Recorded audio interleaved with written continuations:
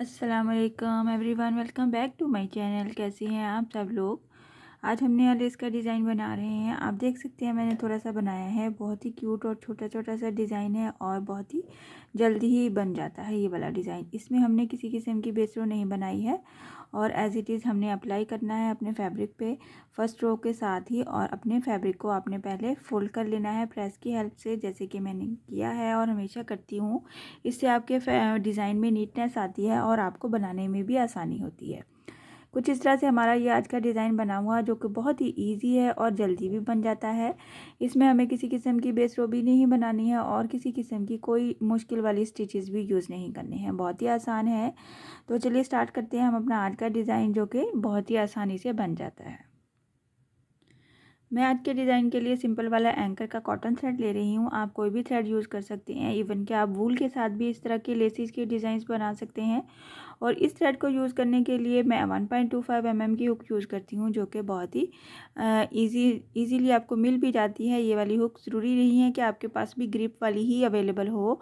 तो कोशिश किया कीजिए कि अगर आप बिगनर्स हैं तो आप हमेशा ग्रिप वाली हुक यूज़ करें, ताकि आपको आसानी हो किसी भी तरह का डिज़ाइन बनाने में। तो चलिए स्टार्ट करते हैं हम अपना आज का डिज़ाइन। स्लिप नॉट लेते हुए सबसे पहले हम एज़ यूजुअल अपने थ्रेड पे स्लिप नॉट ले लेंगे कुछ इस तरह से। आपको जैसे स्लिप नॉट लेना इजी लगता है आप वैसे ले सकते हैं। और फिर हम डायरेक्ट अपने अप्लाई करेंगे अपने फैब्रिक पे। इसको सिंगल क्रोशे की हेल्प से इसको हम अटैच कर देंगे स्लिप स्टिच के साथ। कुछ इस तरह से हम बनाएंगे। सिंगल क्रोशे कर लिया हमने और साथ ही हमने 3 चेन ले लेनी है, 1 2 एंड 3। 3 चेन के बाद हम क्या करेंगे, डबल क्रोशे का बल लेते हुए ये जो हमारा सिंगल क्रोशे है इसके क्रॉस में हमने डबल क्रोशे को कंप्लीट करना है कुछ इस तरह से। इस तरह से ये हमारे पास वेरी फर्स्ट स्टेप बनेगा।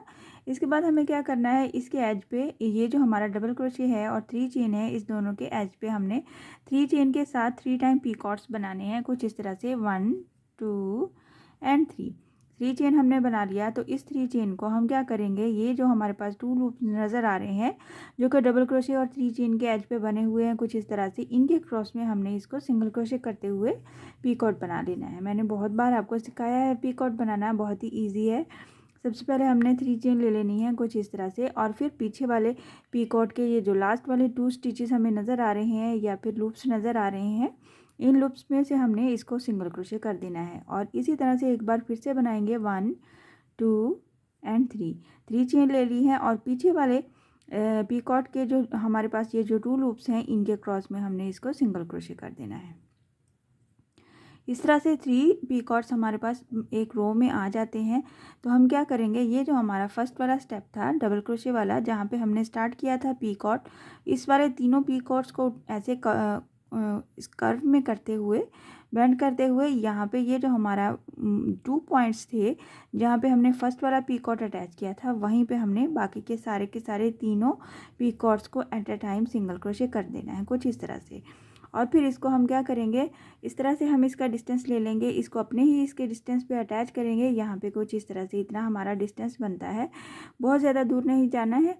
और जितना हमारे फ्लावर के साथ इसका डिस्टेंस बन रहा है, बस उतने ही डिस्टेंस पे हम इसको अटैच कर देंगे सिंगल क्रोशे की हेल्प से कुछ इस तरह से।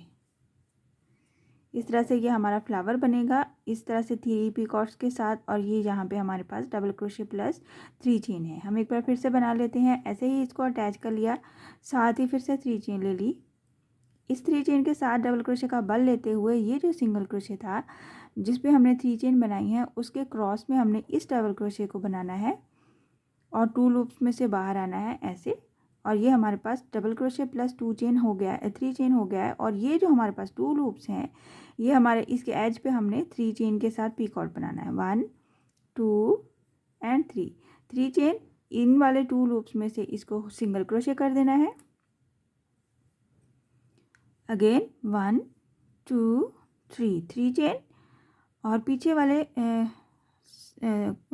पीकॉट में से हमने इसको सिंगल क्रोशे कर देना है। एक बार फिर से बनाएंगे 3 चेन और उससे पीछे वाले के पीकॉट के 2 लूप्स में से इसको सिंगल क्रोशे करते हुए ये एक रो में हमारे पास 3 पीकॉट्स बन जाते हैं। और लास्ट में हम क्या करेंगे, इसको बेंड करते हुए एक बार ही तीनों पीकॉट्स को फोल्डिंग के साथ यहाँ पे ये जो हमारे पास पहले वाले 2 लूप्स थे जिसमें हमने फर्स्ट वाला पीकॉट बनाया था, वहीं पे हमने इसको तीनों को अटैच कर देना है। और फिर क्या करेंगे, इसी तरह से एज इट इज़ हमने इसको अपने फैब्रिक पे अटैच कर देना है। जहाँ पे इसका डिस्टेंस बनता है सेम ही बनेगा, क्योंकि हम सेम तरीके से और सेम ही काउंटिंग के साथ चल रहे हैं, तो सेम सेम डिस्टेंस के साथ ये चलेगा। कुछ इस तरह से ये हमारा 2 फ्लावर्स बन गए हैं। एक बार फिर से ट्राई कर लेते हैं ताकि आपको बनाने में और दिखने में आसानी हो। जैसे ही हमने सिंगल क्रोशे किया, साथ ही हमने 3 चेन ले लेनी है। 1 2 3 चेन के साथ डबल क्रोशे का बल लेना है और ये वाला जो सिंगल क्रोशे है इसके क्रॉस में डबल क्रोशे बना लेना है। डबल क्रोशे के एज पे हमने 3 चेन लेनी है और फिर उसको पीकॉट बनाना है सिंगल क्रोशे की हेल्प से। साथ ही हमने फिर से 3 चेन ले लेनी है और एक बार फिर से हमने पीकॉट बना लेना है सिंगल क्रोशे की हेल्प से।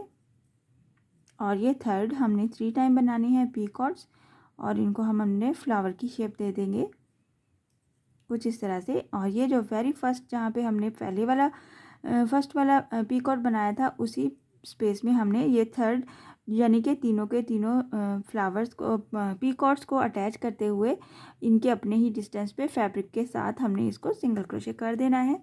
और इस तरह से ये हमारा सेम पैटर्न के साथ हमने रिपीट करते जाना है और अपनी लेंथ को कंप्लीट कर लेना है।